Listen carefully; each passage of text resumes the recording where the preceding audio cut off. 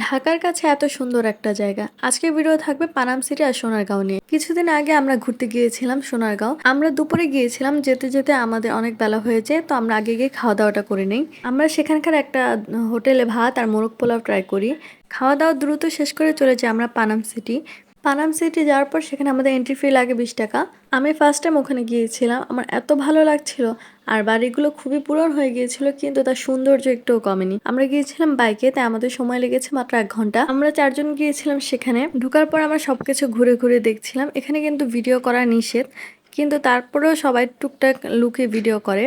আমি ছোট ছোট কিছু ক্লিপ নিয়েছি আজকে আপনাদের সাথে শেয়ার করার জন্য। তাকে ডাকছিলাম ছবি তোলার জন্য, আর সে এখানে এসে এখানকার কথা বলতেছিল। তারপর এখানে আমরা কিছু সুন্দর সুন্দর ছবি তুলি। ছবি তুলে শেষ করে আমরা সামনে আগাই। প্রত্যেকটা বাড়ি এত সুন্দর করে বানানো, আমরা যত দেখছিলাম ততই মুগ্ধ হচ্ছিলাম। আর চারপাশে অনেক গাছপালা ছিল, সবুজ একদম, খুবই সুন্দর।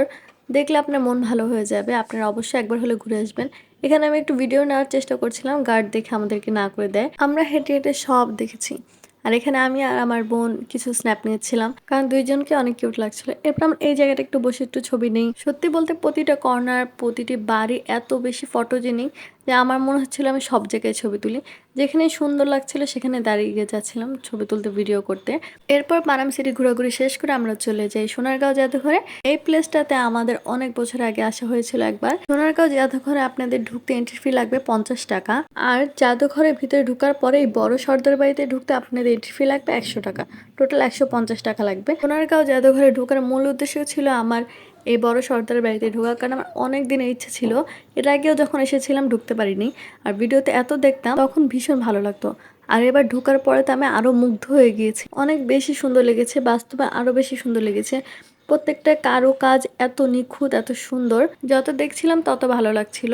কিন্তু সমস্যা হচ্ছে আমরা গিয়েছিলাম শুক্রবারে, অনেক মানুষ ছিল, মানুষের জন্য ভালো করে ভিডিও নিতে পারিনি।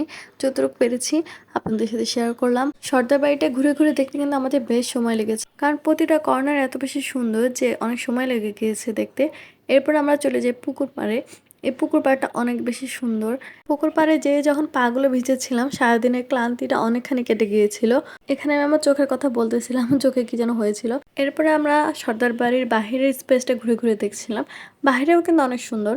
আর এই বাবুরা এত কিউট ছিল, মাশাআল্লাহ, আমাদের দেখে লজ্জা পেয়ে যায়। তারপর ওখানে একটা লোকজ উৎসব মেলা হচ্ছিল, সেখানে আমরা যাই। দেখলাম এখানে বড় সড়ো একটা মেলা বসেছে। সেখানে দেখলাম হাতে তৈরি বেতের জিনিস, তারপরে আর্ট, মাটির জিনিস, অনেক কিছু বিক্রি হচ্ছে। আর এই আঙ্কেলটা এখানে বসে বসে আর্ট করছিল, সুন্দর সুন্দর কারুকাজ। ঘুরতে ঘুরতে দেখলাম একটা পিতলের স্টল, যেখানে অনেক সুন্দর সুন্দর পিতলের জিনিস বিক্রি হচ্ছিল। সেখান থেকে সেম দুইজন দুইটা আংটি নেই।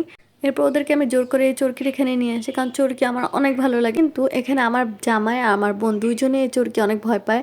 আর এখানে রিফাত আমরা অনেক মজা করতেছিলাম। ওদের ভয় পেতে দেখে আমার মজা লাগতেছিল, কিন্তু অনেকক্ষণ বসে থাকা লাগে, কারণ চরকি না ভরা পর্যন্ত ছাড়ে নেই। এরপরে ছাড়ার পরে আমার তো খুব মজা লাগতেছিল, চরকি ঘুরছিল, কিন্তু এখানে নোভা অনেক ভয় পেতেছিল। তারপর আমরা এখানে কিছু সময় কাটাই, সময় কাটানোর পরে খুব মজা করি সারাদিন। তারপর আমরা চলে যাই 300 ফিট।